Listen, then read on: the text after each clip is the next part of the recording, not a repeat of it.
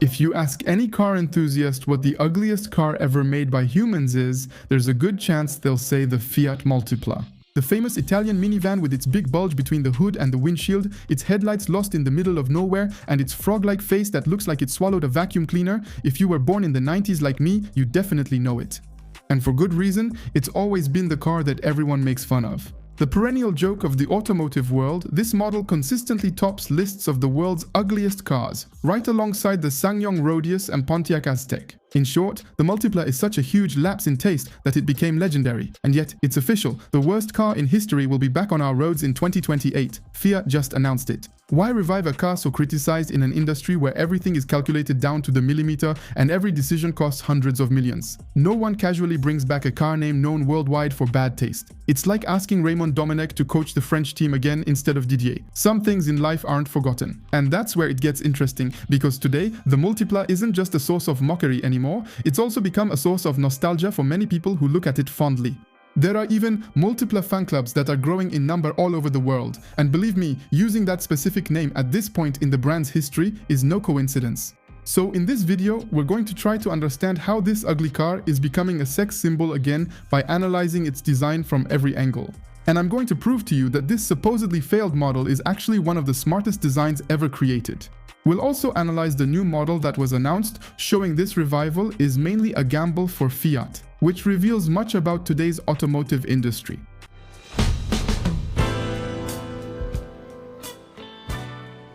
To understand the Multipla, forget the ugly version everyone imagines for a moment. Its story starts much earlier, with a stroke of genius in the 1950s. Italy was emerging from the war, exhausted, and entering what would later be called the economic miracle.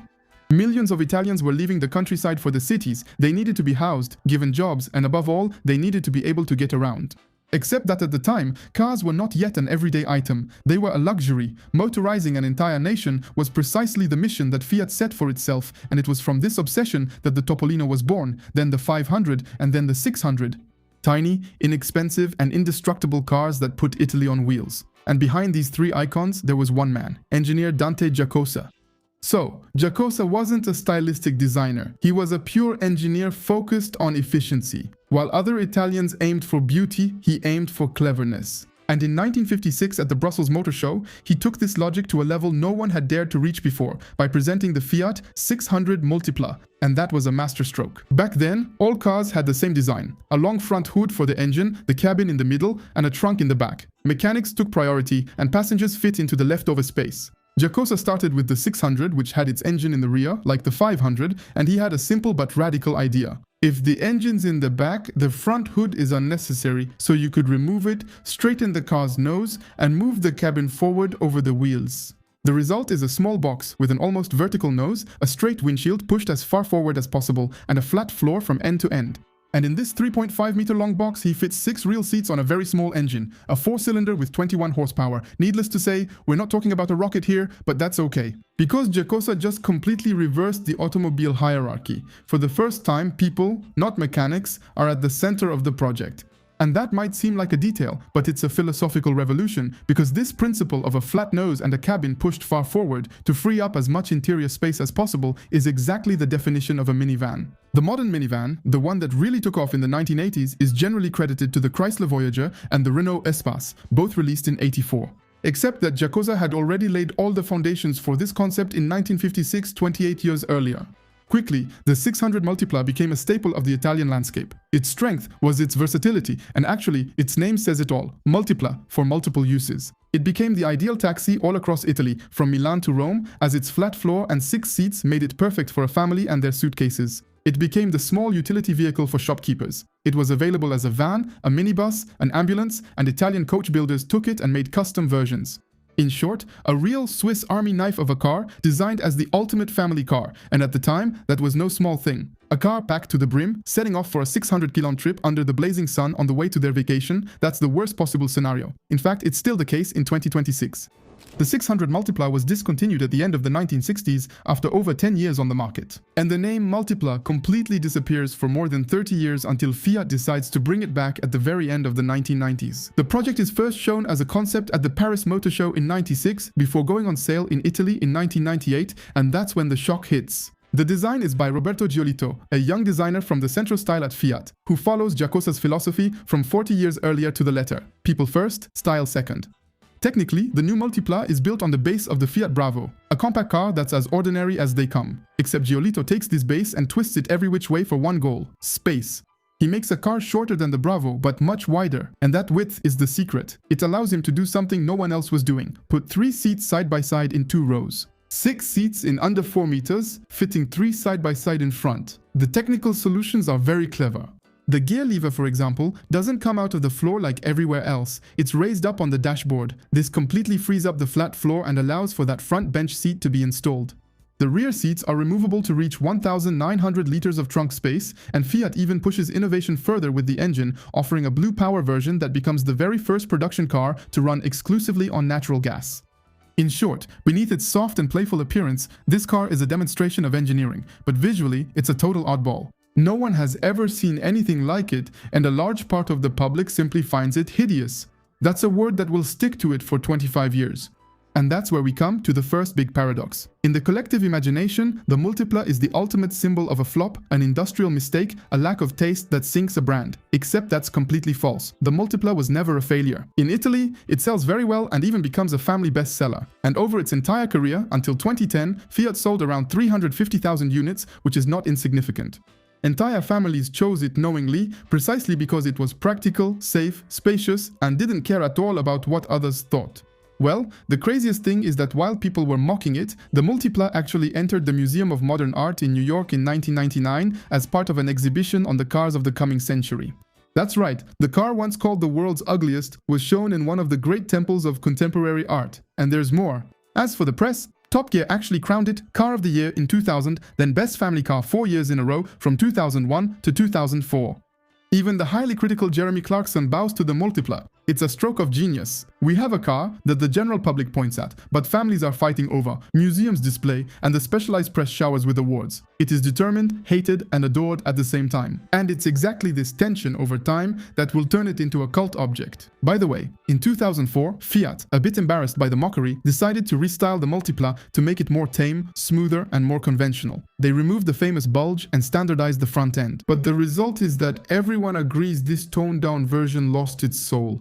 So how can a car be despised by the public but validated by museums? How could something considered so ugly become a myth that some people collect today?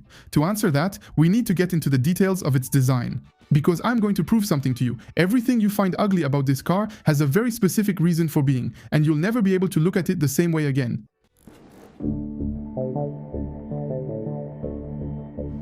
What I'm suggesting is to do something we never do with this car. We're going to look at it seriously, and you'll understand that nothing about this bodywork is accidental. Let's start with the proportions, because that's where everything begins. A normal car, to our eyes, is an object that's much longer than it is wide. That's the logical silhouette for all other cars, except the Multipla completely ignores this rule. It's barely 4 meters long, but almost 1.9 meters wide. In other words, it's as wide as a big sedan, but as short as a city car.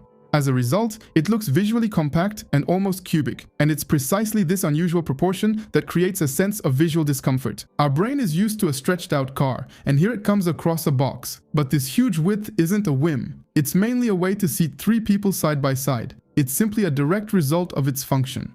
The car is wide, even if it looks strange, because 3 people side by side means it's wide. Next, we have to talk about the most interesting part, the front end and its famous bulge. Everyone hates it. It bothers people. Looking at the Multipla's front, you see 2 clashing volumes, the cabin and the body.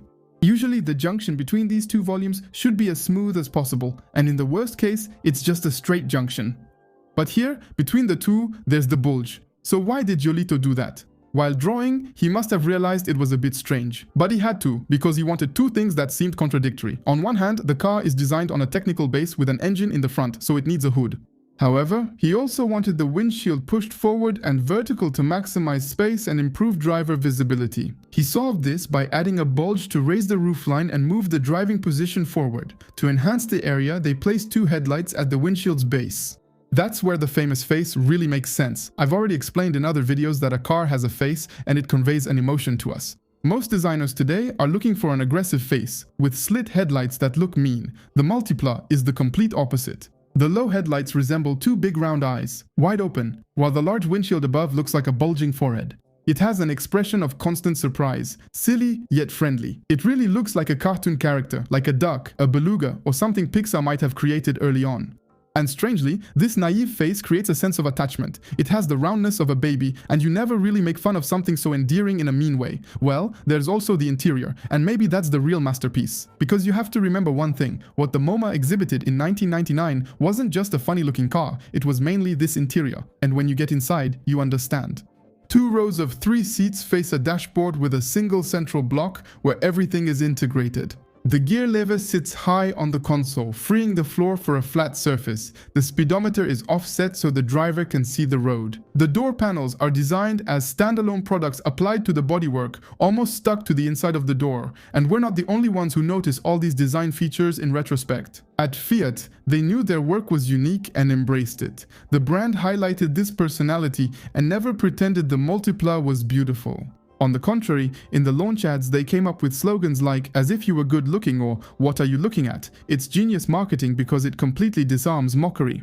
You can't mock someone who laughs at themselves. Giolito, who designed it, was the first to joke about his creation's look. This detachment also made the car endearing. In the end, the Multipla is the triumph of function over form. I'm not sure that's really what we expect from a car deep down. That's why it's ugly, but it's honest. That's precisely why it became beautiful over time. We live in a world where almost all cars lie. They pretend to be sporty when they're not, they have fake air intakes, fake exhaust pipes, aggressive bodywork, even when they have a pure tech engine. The Multipla is exactly what it claims to be, a box for transporting people. And that honesty in 2026 in a sea of cars that are pretending is something that resonates with people. There's a French term for that, joli laid. Things not classically beautiful but desirable because they're different. That's exactly the fate of the Multipla. It went from being the car people pointed at to the car people collect, and the mockery turned into affection. And Fiat understood that perfectly. It's exactly this wave of nostalgia that they've decided to ride today. Except the way they're doing it is much smarter, because the car they're preparing for us is actually nothing like what you might imagine. On July 1st, Fiat organized an event in Rome dedicated to a single topic, micromobility.